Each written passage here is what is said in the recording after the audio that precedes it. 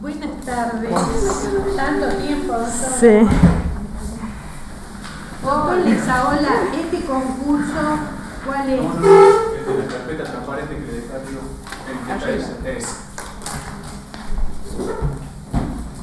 A4. Bien. Perdón, doctora. No, está bien. Para la filmación, la doctora es Luciana María Bertini y estamos ahora con el concurso en el expediente 301-4/22 para la subrogancia de fiscal de impugnación. Bien, doctora Bertini, ¿qué le vamos a preguntar a la doctora? A ver, doctora, supongamos que durante la IPP un pariente colateral comprendido en la facultad de abstención del artículo 320 y pico del Código Procesal Penal no hace uso de la misma y declara. Llegado el juicio de debate, la defensa pide que se le lea lo que este artículo dispone, le hace conocer la facultad de nuevo y la persona dice que en esta oportunidad va a hacer uso de la facultad de abstención. La fiscalía articula y deja constancia de recurrir y recurre en casación porque el testimonio es sumamente importante para fundamentar una condena. Y llega usted en vista. Mi pregunta es, ¿puede hacer uso después de haber declarado? No sé si me expliqué bien con él. Sí. Si tiene alguna duda, pregúnteme. Sí, entiendo, por lo que entiendo la pregunta, habría que ver si se le hicieron conocer previamente las previsiones, ¿no?, del artículo 20. Sí, si se le habían hicieron hecho conocer, ella renunció, declaró en la IPP. Hay jurisprudencia al respecto del Tribunal de Impugnación que sostiene que es nula, que cuando la declaración está hecha con la obligación de, cuando media prohibición de declarar, es nula la declaración. Sin perjuicio de eso, sí hay un avance jurisprudencial también que... A ver, no nos metamos en camisa de 11 varas. Una ayudita. Sí. ¿Cuál es la finalidad o qué persigue esta normativa al abstener y darle esta facultad a la persona? Y es por ahí que va la facultad, que la familia, que el ámbito familiar coexista la armonía. Ese es el... Bien, yo le dije que en la IPP ya declaró. Sí, bueno, en el debate no sé si habrá sido ofrecida la... Bueno, sí, y en el juicio es donde se produce la prueba plenamente. La respuesta es simple. Sí. Tiene la obligación de declarar y como testigo. La armonía familiar ya está. Sí, porque ya hizo... Sí. ¿Sí? Entonces no puede abstenerse. ¿Sí? Sí. Una cuestión de sentido Sí, común. sí. Ya no hay que proteger. Sí. ¿Está? Bien. Doctora, vamos a hacer una pregunta de derecho penal. ¿Conoce lo que dice el artículo 58 del Código Penal? ¿De unificación de penas? Exacto. ¿Qué me puede decir de eso? ¿Cuáles son las reglas de unificación? Sí, estatuye dos casos. Uno es cuando se ha dictado sentencia firme y posteriormente a esa se tiene que juzgar por un hecho cometido con posterioridad después de que se ha aplicado una sentencia firme que se está cumpliendo. Y la otra regla es cuando se tienen que dictar sentencias en violación a las reglas del concurso. Son los dos supuestos que establece el 58. ¿Y cuál sería el motivo del artículo 58? ¿Qué es lo que se pretende con eso? Bueno, en el caso de la violación de las reglas del concurso... tanto de las reglas del concurso como de la unificación persiguen un fin determinado, digamos, tanto las reglas del concurso como la unificación de penas. Sí, bueno, es justamente que la unificación... La unidad. La unidad de la pena, exactamente, más aún cuando hay violación a la regla de concurso, porque se ha juzgado previamente por un hecho que fue posterior, entonces es en detrimento del imputado. Claro, puede ocurrir que el hecho también sea anterior, pero no se tenía conocimiento, se juzgó el hecho posterior. Exactamente, y ir en detrimento de la aplicación de la pena. Exactamente, exactamente. Doctora, ¿cuáles son los presupuestos para la admisibilidad de un recurso de casación? Los presupuestos. Sí. Sí. Bueno, ¿Contra qué procede? ¿Cuáles bien. son los presupuestos? ¿El plazo de interposición? Perfecto, es contra las sentencias definitivas o autos que causen gravamen irreparable al imputado en el trámite de la sentencia, por vicios esenciales, en la interpretación de la ley, en la reconstrucción de los hechos, en la valoración y selección de la prueba y en la dosificación de la pena y en la extinción de la acción también. ¿Y qué límite tiene el Tribunal de Impugnación para revisar un recurso de casación? La inmediación. Inmediación. Y después hay un artículo que habla puntualmente de que la competencia del Tribunal de Impugnación está limitada a lo que fuera motivo del recurso. Exactamente. Salvo que que juzgue a favor del imputado. Sí, y las nulidades absolutas también. La nulidad absoluta. Sí. Listo. Gracias, doctora. Sí, doctora Bertini, dada su experiencia, le quería preguntar sobre el criterio de unidad de actuación. Sí. ¿Qué pasa cuando el fiscal de impugnación no está de acuerdo con los argumentos del fiscal de grado? Ajá. ¿Puede apartarse? ¿No puede apartarse? ¿Existe normativa sobre este punto? Si la conoces. Sí, el fiscal de impugnación es el superior jerárquico y hace un control de la actuación de la Fiscalía de Grado. En el eventual caso de, por ejemplo, si fue por un pedido de revisión en el marco de la averiguación preliminar y no está de acuerdo con el criterio que sustentó el fiscal de grado, puede devolverlo, ya sea dictaminando para que se hagan diligencias o si no, pueden abrir el proceso mediante el decreto de citación a audiencia de imputación. La unidad de actuación en este caso es de control.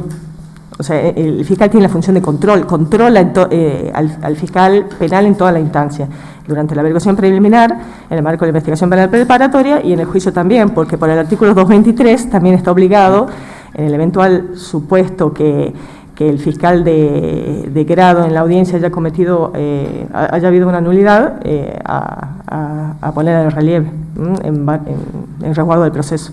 Bien, gracias, doctor. Hola, doctora. No, le tengo que presentar al doctor Sabino. Pregunta. Atendiendo al lugar donde se desempeña, si bien con otras competencias, las del concurso en el que se presenta, conoce la cocina del asunto, quiero preguntarle cómo se está trabajando, en qué sentido, en qué se puede mejorar y, de acuerdo a su experiencia, qué se puede cambiar para mejorar, en dónde se puede mejorar el servicio y qué habría que hacer para que eso suceda. Sí, la Fiscalía de Impugnación tiene una dotación muy acotada de empleados, porque hay 2 auxiliares fiscales, un abogado que es empleado y 2 personas de la mesa. Lo que pasa es que Fiscalía de Impugnación tiene competencia en toda la provincia. Entonces vienen expedientes y averiguaciones preliminares de todos del Distrito Judicial Norte, Orán Tartagal y del Sur. La actuación del fiscal de impugnación es absolutamente personal, más allá de la colaboración, que siempre es importante, de los auxiliares en cuanto al estudio de los antecedentes, a la búsqueda de jurisprudencia. Siempre el criterio final es del fiscal de impugnación, por eso no es una fiscalía como las de grado, que tienen otra dotación de gente. Acá es una cuestión de trabajo, de fijarse los plazos, porque tenemos plazos por ahí muy acotados, por ejemplo en el marco del 538 IS, para sacar los dictámenes en 24 horas. Así que, siempre ayuda viene bien, pero como le digo, es tan acotado el personal que es una involucración constante del fiscal, en absolutamente todas las actuaciones que se dan en la Fiscalía. ¿Cuál sería su respuesta? ¿Más dotación de personal? ¿Cuál? Sí, sería de ayuda eso, pero bueno, por cómo está constituida la Fiscalía, el fiscal es el que tiene que decidir. Por cómo es la actuación de la Fiscalía, en realidad. Sí, sí. Gracias. Doctora, la Fiscalía que en este momento estamos concursando, Sí. ¿es la Fiscalía donde usted está o la otra? Es que estoy en las tres, porque Bien. somos dos personas, por eso les decía. Bien. Entonces, estamos en las tres. Ayudamos en las tres. Con respecto a la cantidad de expedientes que tiene cada Sí. una, ¿hay algunos expedientes en trámites? ¿Hay muchos? ¿Están al día? Sí, tenemos plazos en los expedientes que vienen del Tribunal de Impugnación.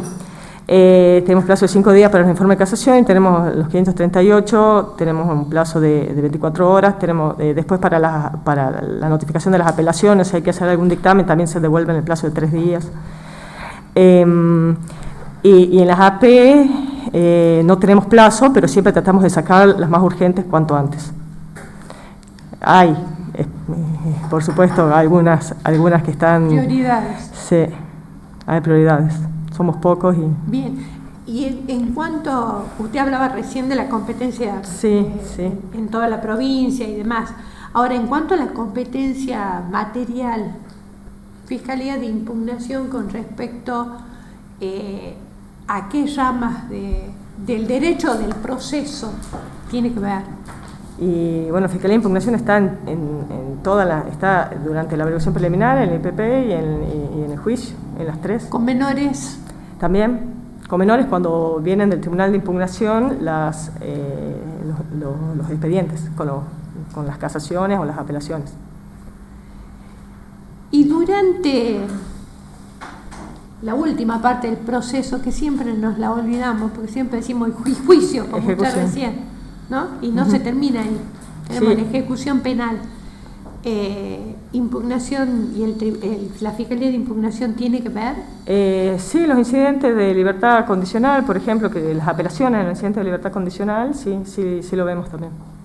Las vistas de los beneficios. No contestamos la vista de los beneficios, No pero sí contesta. en materia apelativa, sí, en materia recursiva, sí.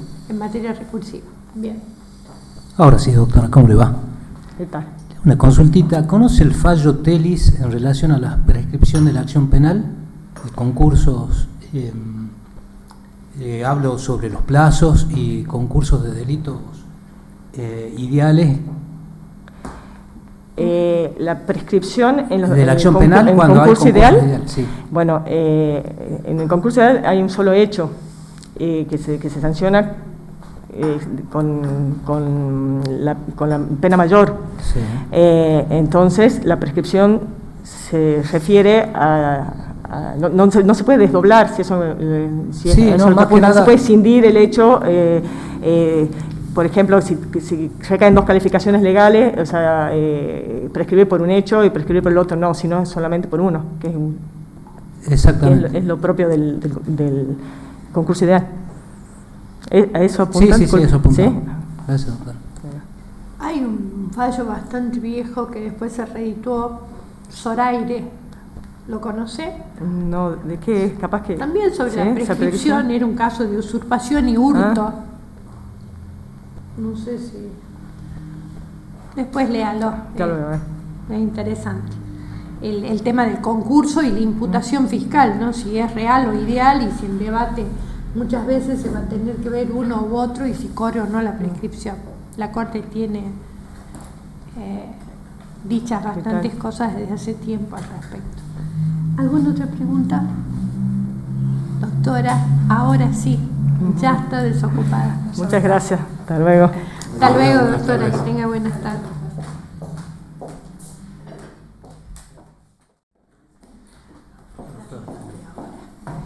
Hola, doctora, tanto Buenas tardes. tiempo. Tanto tiempo. Hola, doctora. La doctora María Luján Carrizo. Sí. Doctora, a ver, ¿qué es esto que el código llama valoración inicial? El Código Procesal Penal. Bueno. conocida una noticia criminis, ¿sí? El fiscal actuará de oficio, conocida la noticia, al realizar una valoración inicial. ¿Qué es lo que va a hacer en esa valoración inicial? Va a establecer primero el hecho, la posible participación, quienes pudieron haberlo cometido, si encuadran una figura penal, procederá de oficio a realizar todas las medidas a la investigación del hecho. Para esto está facultado a dar órdenes a la policía. En rigor de verdad es un poco también la tarea que desempeño como auxiliar, por supuesto, que bajo estrictas órdenes del fiscal. Esto es recolectar los elementos de convicción que vayan a servir después de prueba en juicio. Tratar de individualizar a los posibles culpables del delito y en todo caso también, y es una de las obligaciones principales, hacer que cesen las consecuencias del delito. Luego de esto va a realizar una valoración inicial. ¿Qué quiere decir? Bueno, tenemos acá varias opciones que nos da la ley.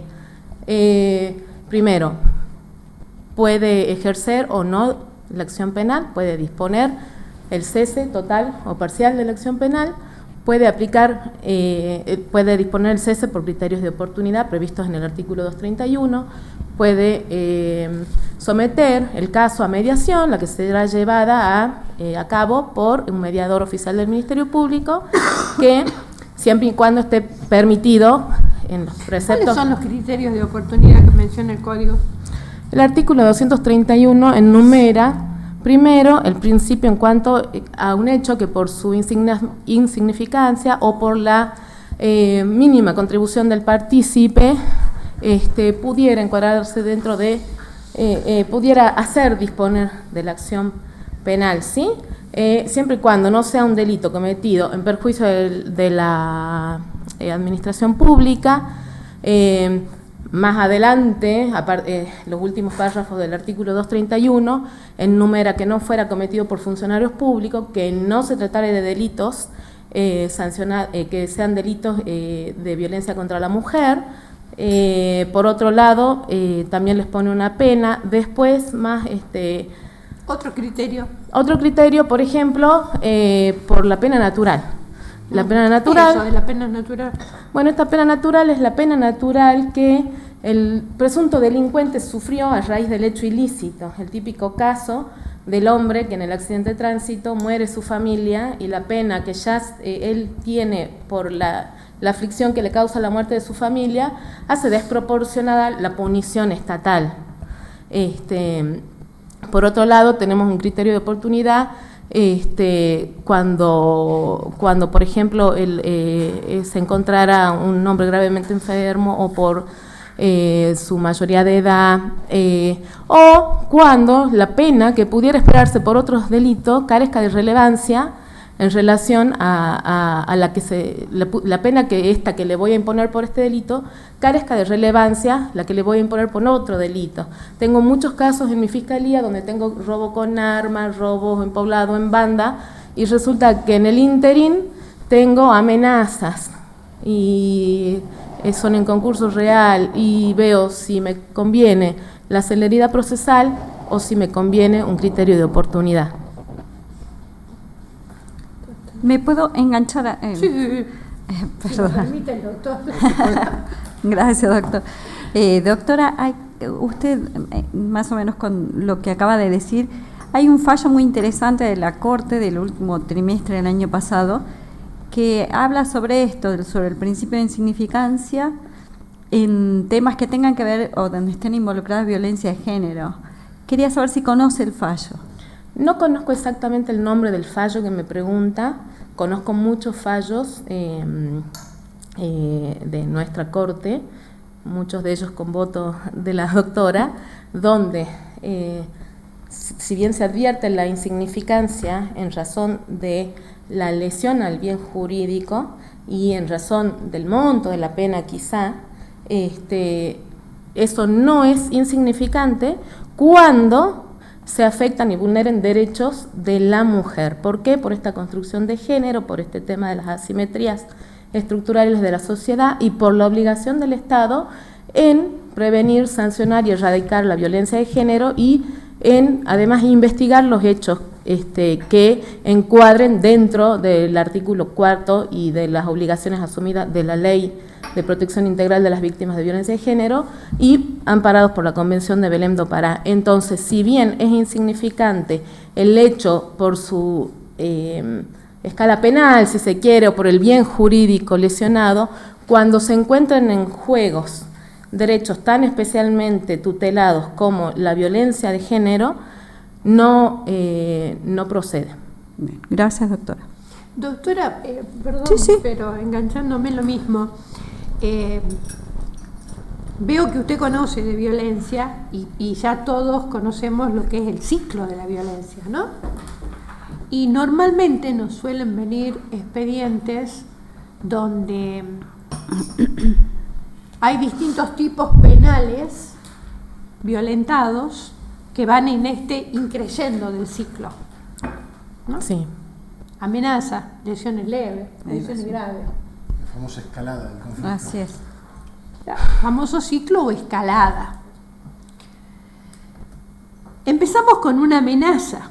Cuando usted tiene un expediente por amenaza, por lesiones leves, por lesiones graves, cada uno de esos tipos penales, reiterados e independientes, puedo, y esta es la pregunta, considerar la amenaza, por ejemplo, como que no tiene entidad No, de ninguna para manera. juzgar un hecho violento. No, de ninguna manera, doctora.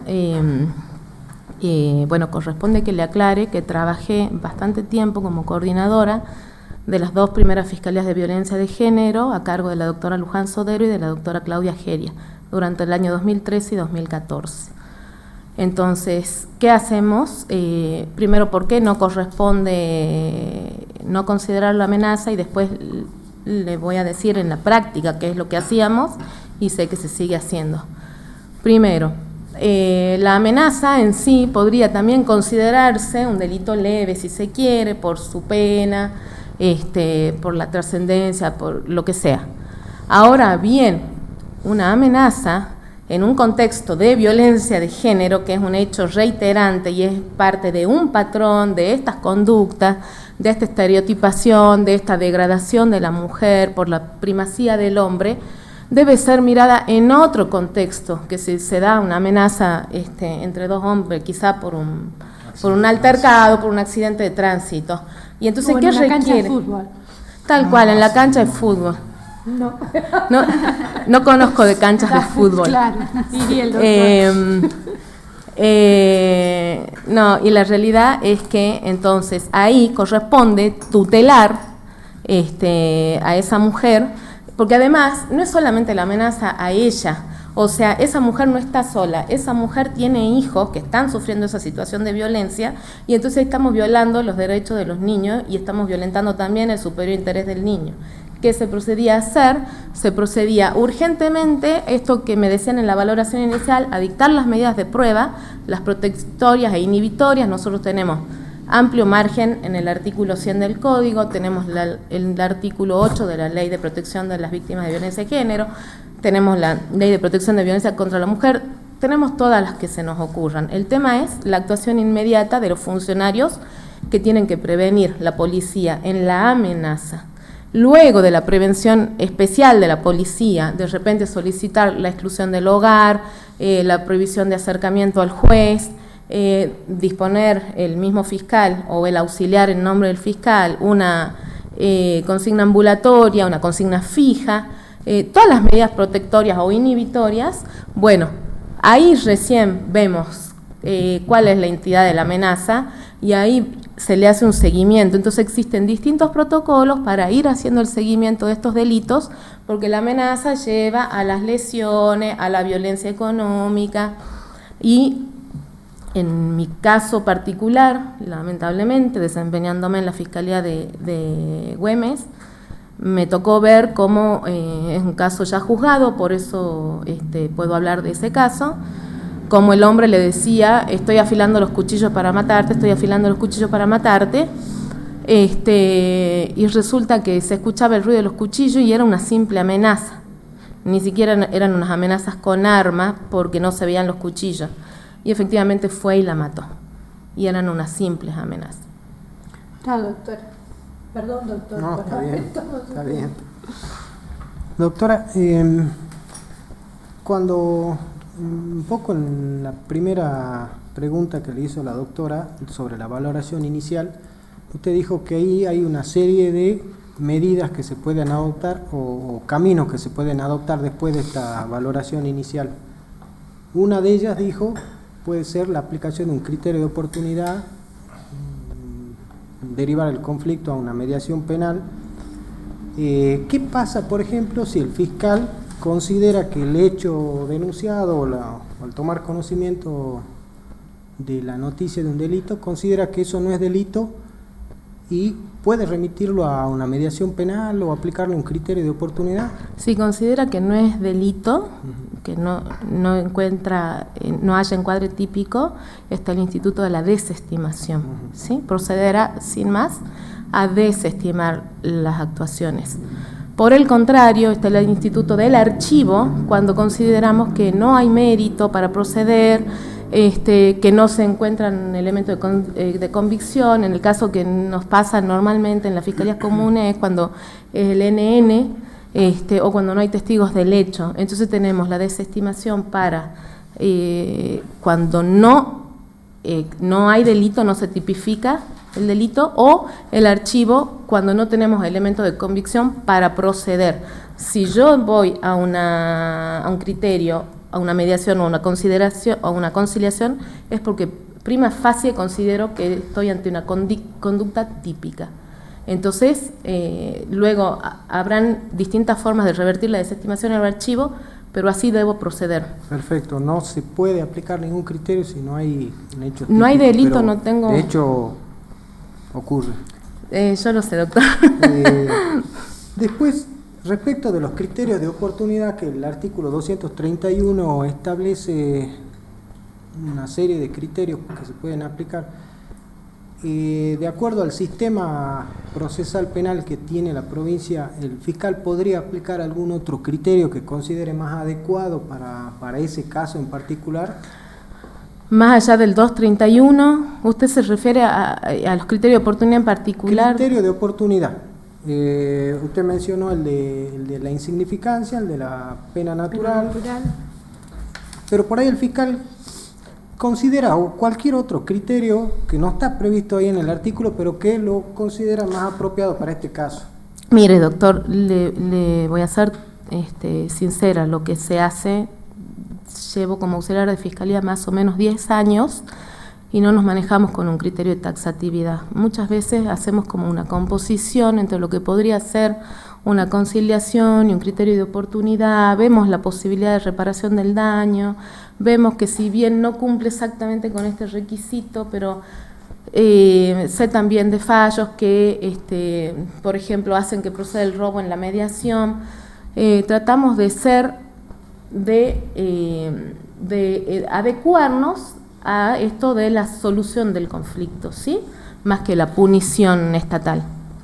¿Y cómo hacen el encuadre jurídico de eso? Porque el criterio de oportunidad es una flexibilización del criterio de legalidad. El criterio de legalidad es la piedra angular del derecho, ¿sí?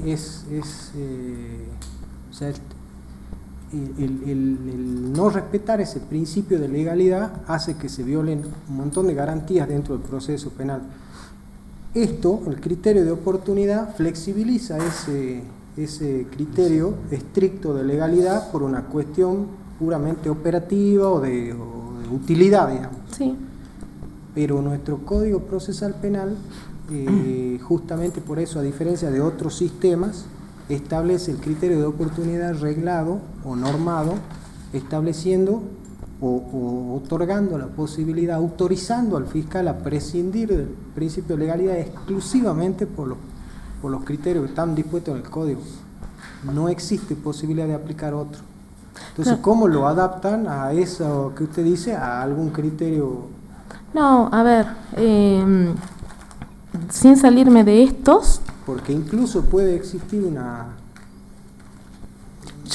responsabilidad penal, porque el fiscal tiene la obligación de perseguir los delitos. Exacto. Pero también muchas veces ahí cuando digo hago, bajo estrictas órdenes del fiscal, hacemos operativo esto de la teoría de la bagatela o de la insignificancia. Entonces desestimamos las actuaciones directamente porque no llegó a configurar, no son idóneas las amenazas de repente, aunque tenemos el tipo. Aplicamos eso taxativamente. Lo que le quería expresar recién es que trato son más flexibles de flexibilizar en la consideración del criterio. Exacto. Entonces, y tratamos en todo caso de darle, primero que nada, tratamos de solucionar el conflicto, dándole oportunidad a la víctima de que manifieste su aceptación de esto. Muchas veces no me lo permite la ley. Estoy violando el principio de legalidad, pero esta indemnización a la víctima le devuelve la puerta que le rompieron en la casa, violo esto. Entonces hago quizá una conciliación, no hablo en el tema de la rotura porque estaríamos en algo prohibido, pero en ese caso no tendría mucho sentido el Código Procesal Penal. No, es taxativo como usted dice. El Código Procesal Penal son las reglas de juego, si se quiere, exactamente, del proceso. Exactamente. Entonces, por ahí, qué sé yo, una fiscalía considera que se puede arreglar esto de una manera, otra fiscalía no, mejor la podemos arreglar de esta otra manera, otro dice no, esto es delito. El código. Entonces, por eso el principio de legalidad es fundamental en esto. Sí. Bueno, gracias, doctor. El cómo, el cuándo y el dónde, decía un profesor, ese es el código procesal. Intentamos solucionar el conflicto de la manera más armoniosa, sin ejercer así a ciegas la acción penal pública. Está. Gracias. No. Ya está la doctora, ya se puede ir. Bueno, muchas gracias. Hasta luego, doctora.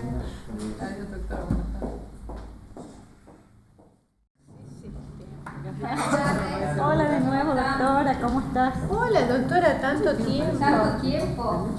Hacía mucho que no le veíamos. Sí, yo no tuve tiempo de cambiarme. Nosotros tampoco. Ah, bueno. No, usted haga de cuenta que es la voz argentina, ¿vio? Bueno. Salimos todos con el mismo atuendo. En el mismo atuendo.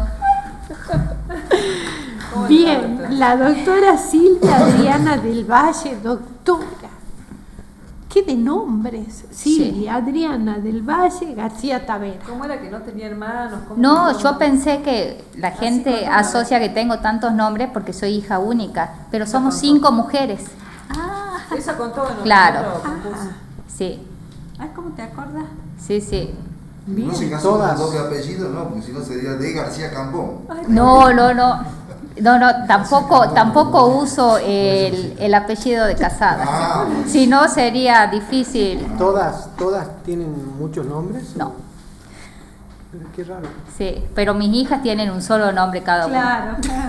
Sí. Última pregunta. Sí, usó la experiencia, doctora. Doctora, no me mate, pero va la última pregunta de interés. ¿Misceláneas? ¿Es la primera hija? No, tengo 2 hijas. ¿yo? No, soy la del medio, tengo 2 arriba y 2 abajo. O sea que no es que le pusieron todo por las dudas, no vengan otros, digamos. No, tampoco. Razonamiento. No. Mi mamá también se llama Silvia. Y bueno, yo cuando cumplí 18 me añadí el apellido materno. Entonces soy la única de mis hermanas que tiene 2 apellidos. Muy bien, esa feminista, me gusta. Claro, así apenas cumplí 18 me fui al registro. Muy bien, doctora. Y ahí ya supo que iba a ser abogada. Y ahí ya me llamo igual que mi mamá, porque mi mamá es Silvia Tavera, entonces ahí... Doctora, yo le voy a poner un ejemplo, el mismo ejemplo que le puse recién a la concursante que se fue. Supongamos que durante la IPP, un pariente colateral, a quien le cabe la facultad de abstención del 321 creo que es del Código Procesal, renuncia a la facultad, mientras el fiscal de primera instancia está llevando a cabo la IPP, y emite su declaración. Llegados a juicio, la defensa solicita que se le vuelva a hacer conocer la facultad que tiene, el fiscal se opone, se le hace conocer, con todos los argumentos del fiscal de oposición y dejado claro de que iba a recurrir en casación, pero pese a eso se le hace conocer y ella decide abstenerse, no declara. Sí. Está con un testimonio que era fundamental. El fiscal casa la sentencia, llega a usted para que dictamine. Él pide la nulidad del debate o lo que fuere, pero dice que no podía volver a hacerse conocer. ¿Qué le sugiere a usted esto? Con una ayuda, piense en la finalidad de la facultad de abstención. Sí. Bien. ¿Cuál es la finalidad? Mantener el núcleo familiar. La armonía. La armonía familiar. Bien. Habría que ver en ese caso si el testigo, ¿no es cierto?, está deponiendo en contra del imputado y sería, si estaría... Era un testimonio crucial. Pero la Que lo víctima... brindó en la IPP y no pudo producirse en debate porque se le hizo conocer la facultad de abstención. ¿Y el núcleo que tiene con la víctima sería ascendiente, descendiente? Está contemplado por la facultad de abstención del 320. Bueno, el 320 es la prohibición, el 321 es la facultad de abstención. Esta posibilidad es un imperativo que está regido también a nivel constitucional y tiene como el fin eso, mantener la unión y núcleo familiar. Puede haber surgido en el supuesto de que en la IPP no se le haya le hizo conocer bien. Y ella renunció. Sí, y llega a casación y ese testimonio, yo como fiscal de impugnación dictaminaría que el testimonio brindado, ella hace ejercicio de su deber de abstención, el tribunal la hace conocer, entonces está bien que no declare si la víctima no está unida con los lazos que establece el artículo. Usted me dijo que qué es a lo que atiende el artículo, qué es lo que preserva. La armonía familiar. ¿Y qué pasó los cuando lazos? ya declaró en la IPP? ¿Qué es lo que va a proteger después? Lo que pasa es que la declaración de la recepcionado... Ya no tengo finalidad que proteger. Ya es un testigo que tiene la obligación que haya sido declarar. Incorporado. Claro. Está, bueno, una pregunta, no se aflija. Doctora. Gracias. Doctora, vamos a preguntar algo de derecho penal ahora. ¿Qué dice el artículo 58 del Código Penal que habla de la unificación de las penas? y cómo se vincula eso con las reglas del concurso, el 55? El artículo 58 dispone la unificación de las penas. Establece de que el tribunal competente para realizar la unificación es Primero que nada, ¿cuál es el sentido de ese artículo? ¿Qué pretende? Se pretende, ¿no es cierto?, proteger el derecho constitucional a tener una sentencia única respecto una pena única respecto, ¿no es cierto?, para hacer más fácil el cumplimiento y la ejecución de la pena. Y para evitar que se estén cumpliendo paralelamente pues porque se compensan. Esto en materia de unificación, el artículo 58 establece que es competente el tribunal que dictó la sentencia más grave por el delito más grave. Da el supuesto también de que haya dos jurisdicciones que hayan dictado una condena. Se da el caso de que fuera el fuero federal y el fuero provincial. Sí. Establece en esos supuestos del que debe unificar, debería ser el fuero federal. Pero ¿cuáles son las hipótesis en que procede esta unificación? El código dice dos, habla de dos, contando la tercera que sería la digamos, la circunstancia en que se produce un concurso real de delito. Descartado eso, el 58 habla de dos hipótesis que pueden ocurrir para que se produzca la unificación. ¿Por qué se haría, digamos?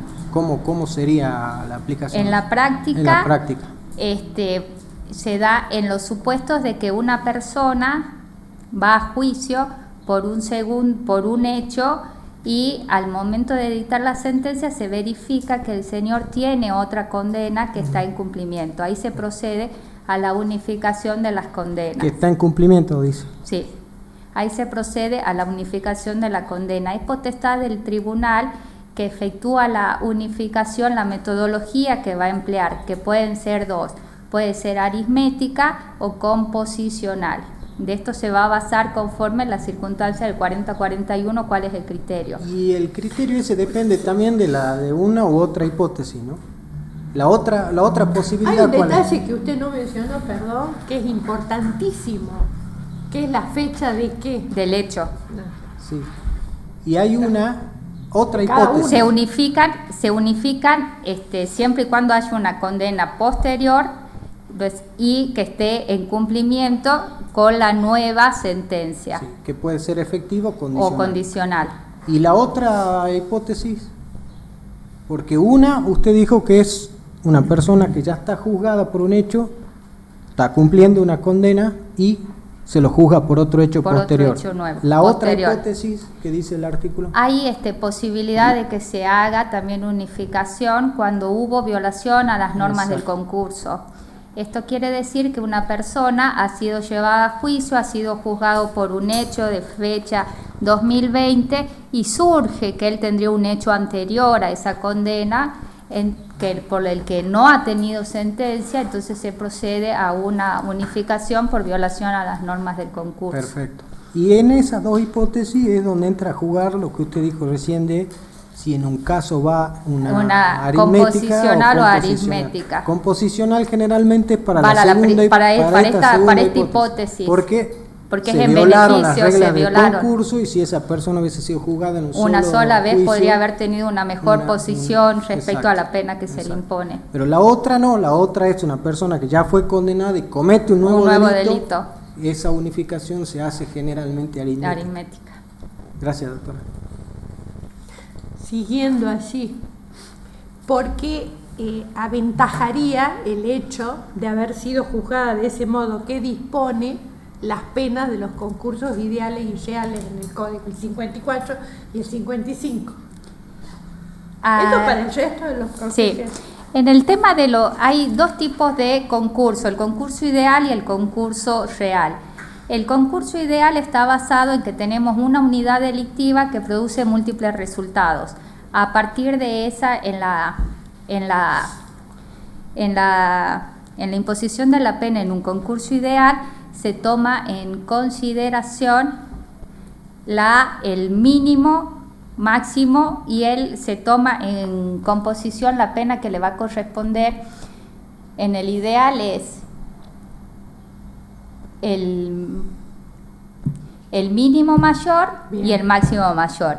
En el concurso real hay multiplicidad de acciones que llegan a constituir una multiplicidad de hechos delictivos. En ese supuesto, la escala penal fluctúa entre el mínimo máximo que le corresponde al delito y la suma aritmética de todos los delitos por los cuales la persona va a juicio. La suma aritmética de los máximos. De los máximos. Y el mínimo mayor. Y el mínimo mayor. ¿Tiene algún tope eso? Sí, tiene el tope de la tiene pena máxima. Tope de la máxima. ¿De 35? De 35. De 35 años. Doctores. No, para mí está bien. Doctora, ahora sí, ya está eso. Bueno, gracias.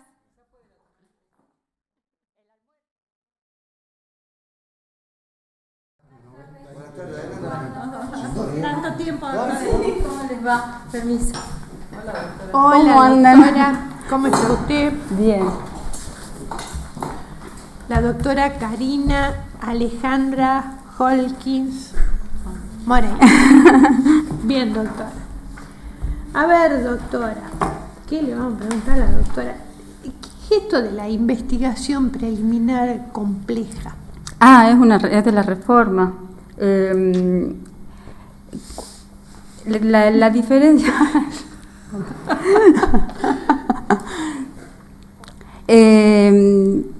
cuando no había elementos suficientes y no existía la posibilidad de reunirlos, se archivaban las actuaciones. Ahora, si no tenemos elementos suficientes, pero existen la posibilidad de poder reunir esos elementos, porque hay alguna medida pendiente o porque se pueda realizar otras medidas de prueba, se hace una investigación preliminar compleja, que es por un tiempo determinado. Básicamente eso. Sí. ¿Quieres preguntar algo de la investigación preliminar?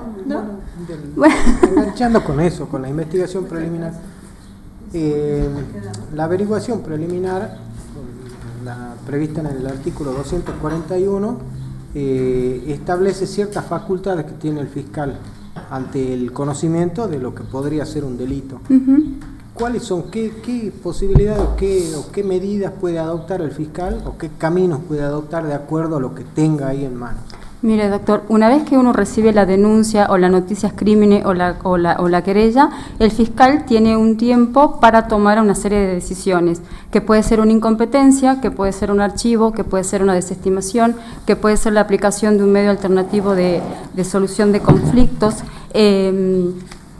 La desestimación de las actuaciones, o bien hacer un decreto de citación de audiencia de imputación. Y si considera que no obstante un hecho que constituya delito, ¿puede aplicar algún criterio de oportunidad o mediación o conciliación? Pero no en todos los casos, hay excepciones. Por ejemplo, en cuestiones de género no procede la mediación. Pero sacando cuestiones de género. Sí, puede aplicar un criterio de oportunidad, pero hay determinadas pautas o casos. No me escuchó bien la pregunta. Perdón, quizás. sí, doctor, perdón. Si considera que no tiene un hecho típico, que el hecho no configura delito, ahí lo puede mandar a mediación o criterio. No, porque no tenemos un hecho típico.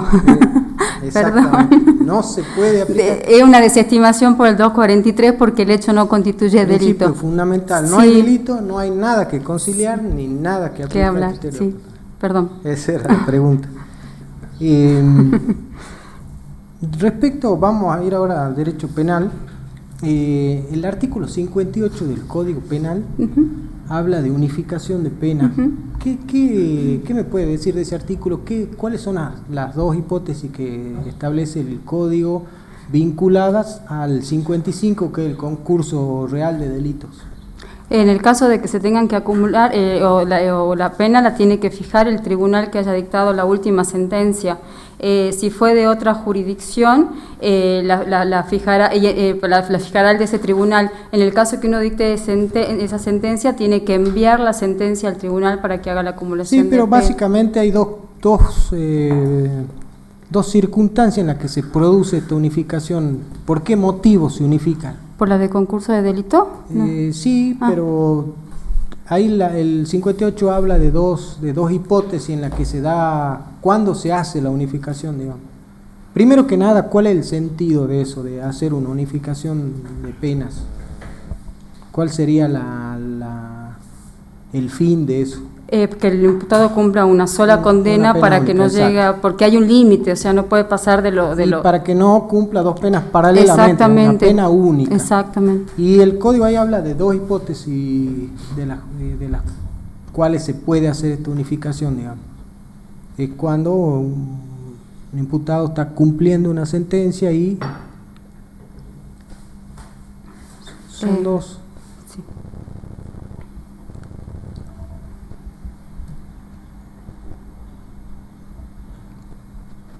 Es cuando ya está cumpliendo una pena. El cómputo que se hace cuando se dicta la última sentencia para ver cuánto viene cumpliendo y sumarle la pena de la última sentencia.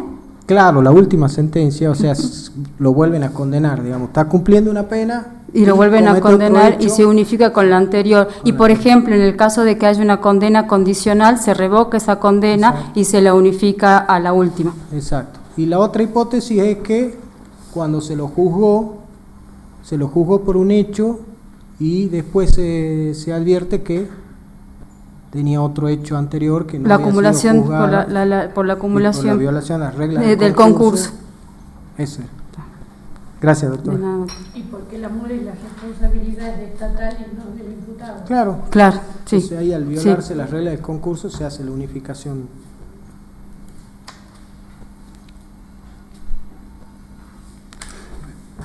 Yo soy el valiente. Diga, doctor. ¿Cómo le va, doctora? ¿Bien? Bien, muy bien. ¿Usted? ¿Podría hablar de la prescripción de la acción penal en concurso de delitos? Sí.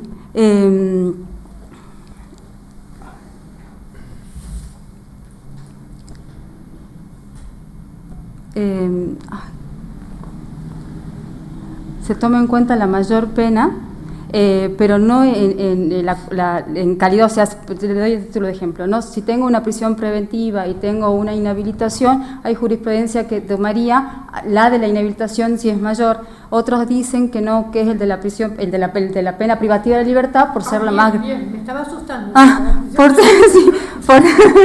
Por ser la más gravosa. Yo entiendo que hay que tomar la de la pena privativa de la libertad, la más gravosa, porque aparte hay que ver si ese delito estaba combinado con pena de prisión e inhabilitación o solamente con inhabilitación o pena de prisión. En ese caso tomamos la de mayor tiempo, pero tomando en cuenta, como le digo, el tipo de pena. Está bien, doctora, gracias. Eso generalmente en el homicidio culposo ocurre, que tiene una pena de 5 años de prisión y una inhabilitación de 10. Exacto.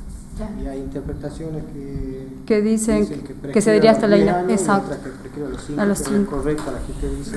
Nada unánime la doctrina y el tribunal de impugnación. Sí. Gracias, doctor. El doctor Polieto tiene su propia doctrina. Hay jurisprudencia para todo.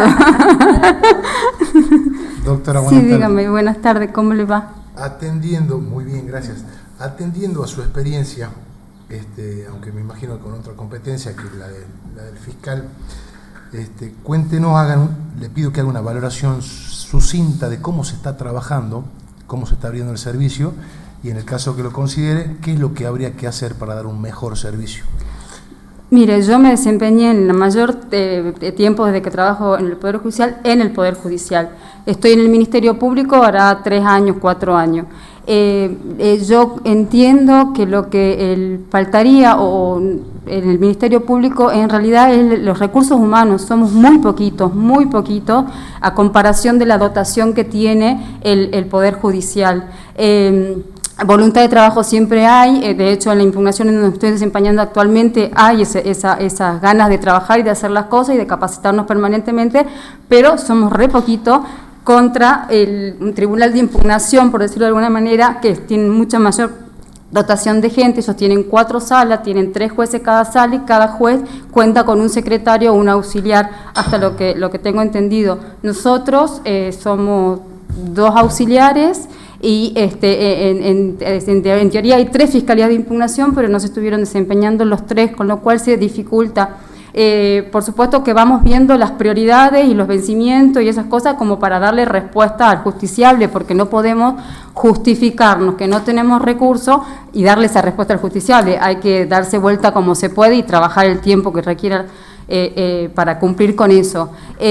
Por supuesto que le damos las prioridades a los recursos de casación cuando tenemos preso, pero no por eso descuidamos lo que nosotros llamamos AP, que son las causas que nos ingresan a raíz de los archivos o los desistimientos, que si bien no tenemos todavía un proceso iniciado en esa etapa, sí tenemos una víctima que quiere una respuesta, que quiere una solución, que a veces es verdad que ellos vienen y nos plantean cuestiones que no son delitos, pero la desesperación de la gente es por lo menos que lo escuchemos y tratemos de explicarle o convencerlo que tiene otras vías para reclamar lo que ella siente que la está agraviando. Así que creo que la solución vendría de la mano entonces de mayor dotación. Gente. hay más gente. Que tenga ganas de trabajar, ¿no? Básico. Y de aprender. Y de aprender, porque ese es un aprendizaje a diario, ¿no? Es todos los días aprendemos algo. Sí. Doctora, ¿y usted está en este momento en impugnación? Yo en este momento me estoy desempeñando, desde que estoy trabajando en el Ministerio Público, me estoy desempeñando en la Fiscalía de Impugnación, que básicamente es lo mismo que desempeñé desde que, vuelvo a repetir, desde que trabajo en el Poder Judicial, porque siempre me desempeñé en vía de recurso, en su momento en la Corte, en su momento en el Tribunal de Impugnación y ahora, bueno, en la Fiscalía. ¿En alguna de las fiscalías en especial? Mire, nosotros no tenemos una afectación a un fiscal particular, nosotros trabajamos para las 3 fiscalías. No es que yo soy de la 1 o mi compañera de la 2 o de la 3, no, nos desempeñamos en las 3 fiscalías. Si bien es cierto, en los últimos tiempos como que nos desempeñamos más en las 2 y en las 3, pero no tenemos una afectación exclusiva. Le iba a preguntar qué opinión le merecían los jueces de impugnación, pero la vamos a dejar ahí. Pero yo salí del Tribunal de Impugnación, quedaría muy mal que opine. No podría. Que tengan muy buenas tardes. Muchas gracias, ¿no? Permiso. Gracias. Hasta luego. Hasta luego.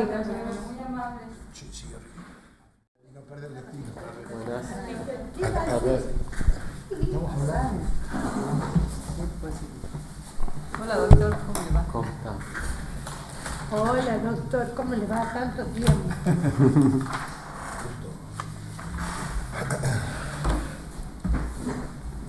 Bueno, lo vamos a dejar al doctor Poliotto que pregunte ahora. Doctor. Primero no vas a decir para doctora. ¿Eh? El número no vas a decir. Perdón, identificar doctor. el concurso. Gracias. Está atento, El diputado. doctor Ramiro Hernán Ramos Osorio, estamos en el concurso 301-4/22, subrogancia para la Fiscalía de Impugnación. Dada mi afonía, lo voy a dejar al doctor. Después pregunto yo. Buenas tardes, doctor. Gracias. Buenas tardes, doctor. Vamos un poco al derecho penal ahora. El artículo 58 del Código Penal habla de la unificación de penas. ¿Qué me puede decir de las reglas establecidas en ese artículo y cómo se vinculan con el 55 del concurso real? Unificación de penas. Y condena. Y condena. Sí, bueno, en el caso de la vinculación de la unificación de penas, en los casos de que se hubiera dictado una pena mayor, resulta competente el tribunal que hubiera dictado la última sentencia o la sentencia más grave. En ese caso, la acumulación se realiza de manera, se puede realizar de manera aritmética. También cuando no se hubieran observado las reglas del concurso, la acumulación de penas o de condenas se realiza se puede hacer una acumulación de manera composicional, en tanto y en cuanto no se hubieran observado las reglas del concurso a la hora de acumular procesos que cronológicamente correspondía haber acumulado antes de llegar a la etapa de juicio. Y el artículo 58 se refiere a 2 hipótesis en las que procede esto de la acumulación. Es cuando el imputado ha sido condenado y se lo juzga nuevamente. ¿Y cuándo más? Y cuando está cuando comete el hecho en periodo de cumplimiento de la pena. Exacto. Y hay otra que es justamente la hipótesis de cuando existe violación de las reglas del concurso. Y estas posibilidades de acumulación que usted dice que habían dos formas de hacerla, una aritmética y la otra, ¿cuál dijo? Y composicional. Digamos. ¿Cómo funciona eso? Y en la aritmética, digamos que utilizando las reglas del concurso de delitos, se toma como pena mínima el mínimo máximo, digamos, de las reglas del concurso, y en el máximo la suma aritmética de las mismas, digamos, para una escala que no podría superar los 35 años sería. Muchas veces cuando no se han quebrantado las reglas del concurso, se toma una pena o se adopta una pena composicional que no sea la suma aritmética, y en general se la deja en un término menor al que correspondería si uno sumara aritméticamente u objetivamente, digamos, tomando simplemente el quantum de la pena. Si uno lo sumara de esa manera, por ahí esto se hace para favorecer la situación del imputado que no ha sido objeto de la acumulación de procesos durante la etapa previa al juicio. Claro, que en realidad es para compensar el incumplimiento de esas reglas, digamos, porque si el imputado hubiese sido juzgado en un juicio único, la se pena... entiende que probablemente la pena hubiera estado incluida o absorbería la otra pena que quedó, que seguramente por fuera. Partiría del mínimo de la mayor con un aditamento más y no de la suma de lo aritmética de los delitos. Que en la práctica yo creo que sí es así, generalmente. Sí, generalmente sí. Y eso ocurre de las dos hipótesis que el código prevé ahí en el 58. Una es, por ejemplo, que el imputado esté cumpliendo una condena y tenga que ser juzgado por un hecho cometido posteriormente a esa condena.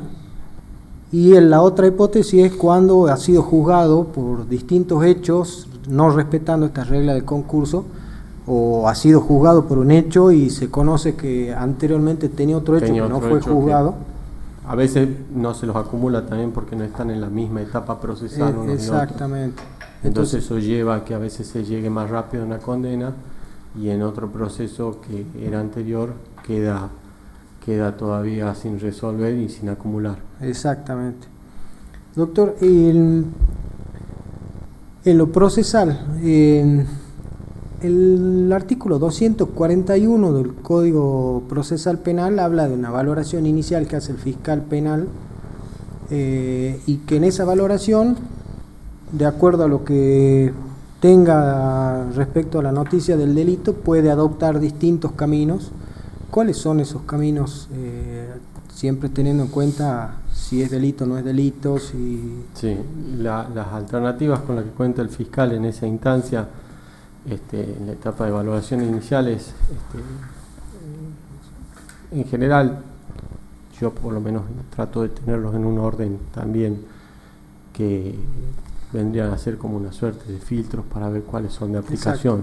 El criterio de oportunidad, la aplicación de los criterios de oportunidad del código sería uno de los principales, o los cuales uno evalúa en principio también la cuestión de competencia para definir la competencia material o territorial.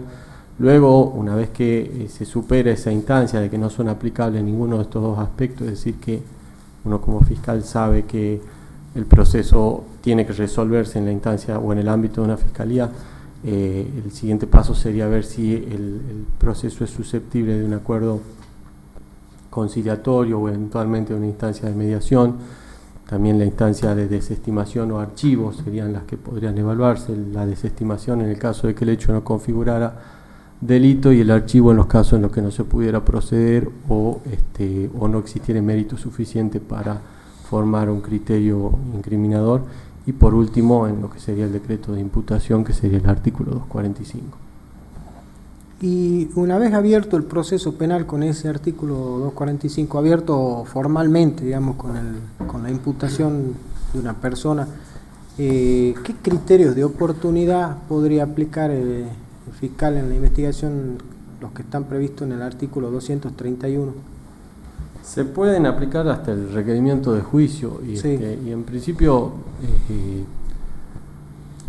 hay una cuestión que tiene que ver por ahí con el mecanismo en el cual se los valora los criterios de oportunidad, digamos, los criterios de oportunidad que tienen que ver con la insignificancia, con la existencia de otros procesos en ciernes u otras condenas en periodo de cumplimiento, con la edad del imputado, incluso con la pena natural. En principio se podrían aplicar todos. Yo creo que la manera en la que se lo debe tomar para que realmente se entienda de que esto es una herramienta que tiende a la economía procesal, que cuando uno abre un decreto de imputación es porque ya ha descartado la aplicabilidad de un criterio de oportunidad. No quiere decir que procesalmente no se lo pudiera eventualmente hacer, pero para instar un sobreseimiento, por ejemplo. Pero yo creo que si uno como fiscal ya ha decretado la imputación, se supone que es porque ya ha evaluado y ha desechado o ha desestimado la aplicabilidad de un criterio de oportunidad. Por lo tanto, esto pasa por ahí con cierta frecuencia, donde una vez que uno decreta, recién a instancia de la defensa se solicitan estos beneficios. A mi criterio, considero que cuando uno ya decreta la imputación y está promoviendo un proceso es porque tiene expectativas de que ese proceso debe resolverse por la vía regular del procedimiento con una persecución punitiva que concluya eventualmente en un requerimiento y una eventual condena o con alguna otra alternativa como podría ser un aprovecho. Pero la manera en la que a mi modo de ver debe evaluarse es el orden en el que nos lo brinda el código, y es que progresivamente debería irse excluyendo las instancias unas de otras. De hecho, es una de las posibilidades que están previstas en esa averiguación preliminar antes de la audiencia de imputación. Gracias, doctor. Nadie quiere hacer. Usted, doctor, en una de las herramientas que tenía para aplicar el criterio de oportunidad a la pena natural, cuéntenos de qué se trata. La pena natural es la que resulta aplicable cuando el imputado, a partir de la comisión del hecho, ha sufrido un menoscabo, que puede ser moral, que puede ser patrimonial, que puede ser por diferentes circunstancias, que tornen irracional o desmesurada una respuesta punitiva adicional por parte del Estado. Eso es un caso en el que lo he visto, es en el caso de un conductor imprudente que por negligencia justamente o por una mala maniobra produce un siniestro donde efectivamente muere un familiar o un ser querido, que además de eso el Estado persiga penalmente a ese individuo, es adicionarle una pena que evidentemente él ya de forma natural o como consecuencia negativa propia de este hecho ya la tuvo que tolerar y va a tener que seguirla tolerando.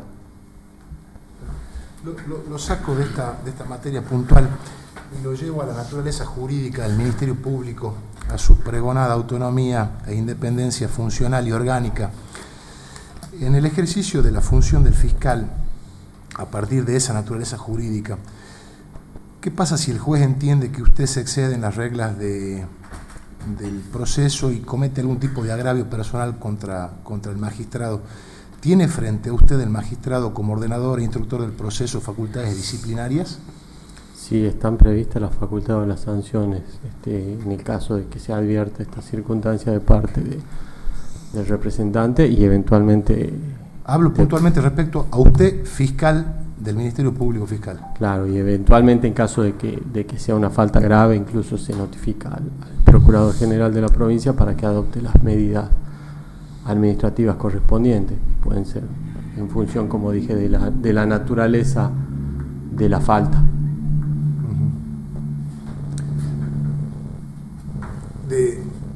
Le comento, hay un precedente que se viene respetando desde el año 82-83, Festorazzi hasta acá, lo deja al juez afuera de las facultades disciplinarias respecto a un fiscal, aún antes de que la Constitución Nacional y la Constitución Provincial le diera autonomía al Ministerio Público. Antes estaban incluidos dentro de la Ley Orgánica del Poder Judicial y formaban parte de la estructura del Poder Judicial.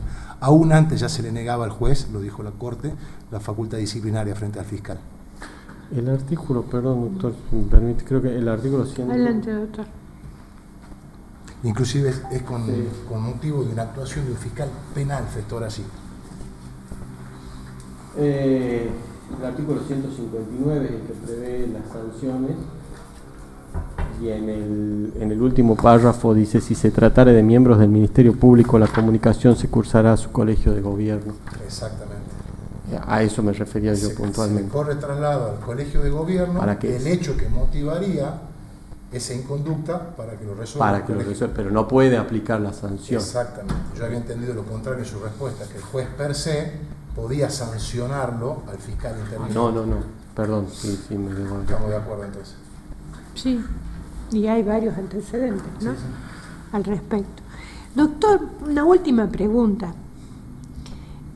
¿Conoce usted a lo que se llama, o se da por llamar en doctrina, indicios de falsa justificación o ausencia de justificación? Se la hago más fácil. en oportunidad de prestar declaración el imputado, lo que antes llamábamos declaración indagatoria, puede prestar declaración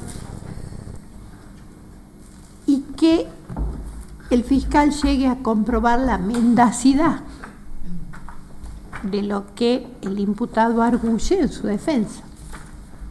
¿Sí? Muchas veces esas mentiras o esa coartada mentirosa, yo lo he visto, sirven para fundamentar por parte del fiscal a veces el pedido de la condena en el delito, a veces un agravamiento de la pena por la mentira del imputado. Hay una gran porción de la doctrina está muy dividida en este tema, que considera que sirve como indicio de culpabilidad la mendacidad del imputado. ¿Me explico? Sí. ¿Qué opina usted de eso? Yo tengo una opinión formada en relación a eso porque, Cuénteme. digamos, yo en los casos en los que me ha tocado intervenir y evaluar justamente la declaración del imputado, naturalmente que no vamos a desconocer que el derecho del imputado a declarar es el derecho de defensa por antonomasia y que los límites que tiene son los que establece la Constitución, es decir, la prohibición de compeler a alguien a declarar en su contra. A veces se lo toma de manera amplia como que no se puede utilizar la declaración del imputado cuando éste declara en su contra, cuando dice cosas que lo comprometen. La realidad es que la limitación constitucional impide que se lo obligue a declarar en su contra. Una vez que el imputado decide declarar, está haciendo ejercicio de su derecho de defensa y, como se dice por ahí un poco, no tanto acá sino en el formato de Estados Unidos, todo lo que diga puede ser usado en su contra. Exactamente, hay una diferencia, ¿no? Con sí. Estados Unidos. Hay una diferencia con el sistema aquellos legal. elementos, creo yo, que en el momento en el que uno valora el comportamiento del imputado, se le debe dar una interpretación a la luz de las circunstancias, de los elementos que hagan a la prueba de cargo. Es decir, si el imputado, al momento de ser indagado, de repente dice, sostiene, yo no participé en el hecho porque ese día estaba en el Caribe, y luego a través del trámite investigativo y las pruebas incorporadas se acredita de que él estaba en el lugar del hecho, esa mentira o esa mendacidad tiene una significación que a priori habilita a un razonamiento que permite inferir una culpabilidad. Quien dice algo... Una cosa es comprobar que no estaba en el Caribe y otra cosa es comprobar que estuvo en el lugar del hecho. Claro, y otra cosa también es decir, ¿no? ¿por qué dijo que estaba en el Caribe si estaba en el lugar del hecho? Entiendo que es un elemento que se lo debe... Es justamente los que avalan esta teoría, hablan de un silogismo que dice, si se miente es por algo, si mintió es porque está ocultando, y si oculta es porque es responsable. No puede ser el único elemento de cargo. Bien. Nunca puede ser tomado como el único elemento de cargo. Bien. Pero Ese es el sí, tema. en una evaluación integral de la prueba, donde la prueba me permita llegar a indicadores de culpabilidad, luego debo valorar los dichos por el imputado. No comparto, por otro lado, que esto sea merituado a la hora de la pena, porque en los términos del artículo 40 y 41, lo que se evalúa es la conducta posterior al hecho, y la declaración del imputado en la cual él desconoce o se declara ajeno al hecho, está ejercitando un derecho de defensa, con lo cual no podría nunca ser ponderado en contra o como un elemento que lo perjudique aún más al imputado cuando ya se esté ante la instancia de la declaración de responsabilidad penal. Sí, yo particularmente pienso eso, ¿no? Bajo ningún aspecto puede ser considerado un indicio de culpabilidad. Sí, el sistema legal, y usted lo citó, de Estados Unidos lo permite, pero Estados Unidos tiene la salvedad de que cuando se le informa sus derechos se le dice, usted tiene derecho a permanecer callado, pero le hago saber que si declara y miente, esto puede ser utilizado de tal manera. Procesalmente, ¿no? Allá también se valida la declaración del imputado sin la presencia del defensor, con lo cual el perjuicio puede ser aún más grave. En nuestro sistema no, en nuestro sistema está cubierto eso, pero yo entiendo que un elemento a la hora de analizar la autoría, eventualmente puede ser en función, no como elemento exclusivo de cargo, sino en función de una evaluación integral de toda la prueba que lo comprometa y que brinde una justificación coherente de por qué declaró como declaró. Bien, doctor, ya está desocupado. Ahora sí ya se puede ir a su casa. Muchas gracias. Gracias a usted, doctor. Si no almuerzo, puede almorzar ahora. No, sí, gracias.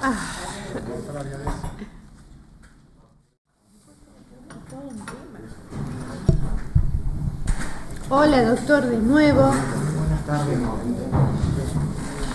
Hola, doctor. Esto para la afirmación, el doctor Diego Emiliano Villazón, concurso 301-4/22, subrogancia para Fiscalía de Impugnación. Vamos a dejar al doctor Poliotto que empiece. Doctor, buenas tardes. Buenas tardes. Ahora vamos a hacer algunas preguntas de derecho penal, saliendo un poco de lo procesal. El artículo 58 del Código Penal habla de la unificación de penas y condenas. ¿Qué hipótesis prevé el Código para que esto pueda ocurrir? ¿Por qué se hace esto? ¿Y qué vinculación tiene eso con el concurso real de delitos, que es el artículo 55? Eso tiene una finalidad que el Código dice cuál es y prevé las dos posibilidades de que ocurra una unificación.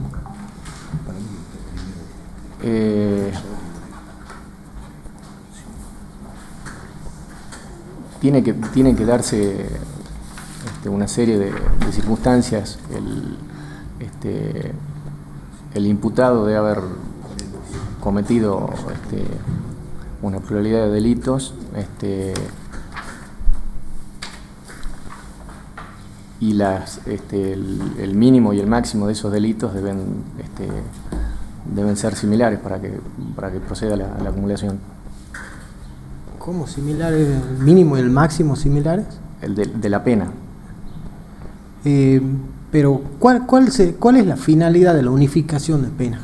¿Qué sentido tiene, digamos, para el Código la unificación? O sea, ¿qué se pretende con eso? La verdad que se me fue ahora la cabeza. ¿No? Es que el imputado cumpla una pena única, digamos, que no esté Claro, cumpliendo que no paralelamente que no dos se haga como condenas. se hace en otros países inclusive. Sí, yo creo que en todos lados es lo mismo, porque lo que pretende esto es que el imputado no esté cumpliendo paralelamente dos condenas, digamos, se unifica, tiene una sola pena única y esa es la que se va a cumplir. Pero el Código, en el artículo 55, habla del concurso real, es cuando un imputado está acusado de distintos hechos. Sí, así es. Independientes entre sí, se lo juzga en un juicio único y se lo condena. Y para condenarlo, para la aplicación de la pena, el Código prevé ahí cómo se conforma la escala penal con la cual se va a aplicar la pena en concreto, y dice el Código que se toman, habla de los mínimos, de los máximos de los delitos. Y después en el 58 habla de cuando se hubieran incumplido esas reglas del concurso y se tenga que unificar la pena del imputado, y ahí prevé dos posibilidades. Eso es lo que le pregunto yo. ¿Recuerda cómo se compone la pena en el concurso real de delitos? No. Bueno, en el concurso real de delitos se toma el mínimo mayor de los delitos y la suma aritmética de los máximos. Claro. Cuando no se lo juzga al imputado por todos los hechos que tiene en su planilla prontuarial, se lo juzga por un hecho y después hay que juzgarlo por otro hecho que ya existía. Es una de las hipótesis que prevé el 58, y el otro es que esté cumpliendo una condena y cometa otro hecho nuevo y haya que juzgarlo nuevamente, condenarlo. Hecho. En esas dos hipótesis se hace la unificación de la pena. Gracias, doctor. Doctor, siguiendo en la misma línea que el doctor, ¿recuerda cuáles son los principios del concurso aparente de leyes?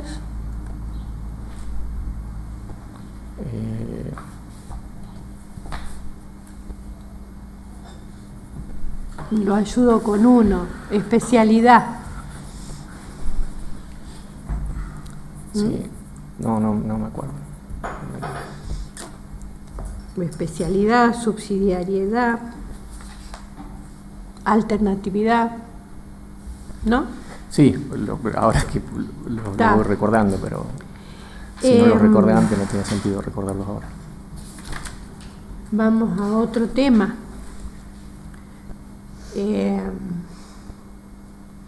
¿Qué piensa usted acerca del delito continuado en los abusos sexuales con acceso carnal cuya víctima es un menor de edad, abuso sexual infantil?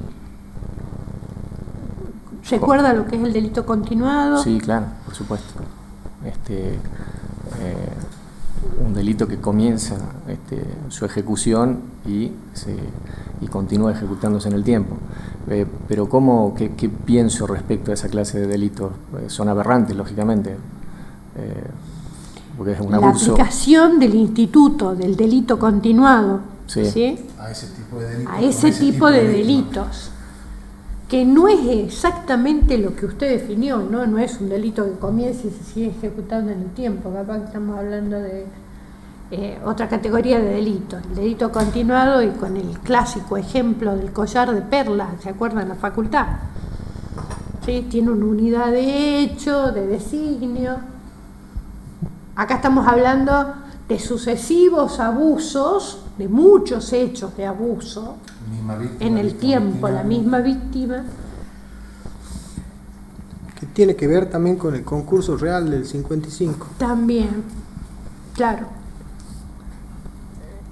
Bueno, ya que la pregunta era qué pienso, teniendo en cuenta que puede tratarse de hechos de no de los mismos hechos, pero que sí se producen, los produce la misma persona y contra la misma víctima, yo creo que podrían llegar a, si es considerada culpable la persona, unificarse las penas en ese caso también. ¿Usted se acuerda cuál es la pena del delito continuado? No. Tiene una pena única, que es por un solo hecho. Esa era la pregunta, si son hechos reiterados y nos vamos al concurso real, que es lo que citaba el doctor, o es una pena única de un hecho. ¿Alguna otra pregunta? No. Bien, doctor, bueno, ya está desocupado. Gracias.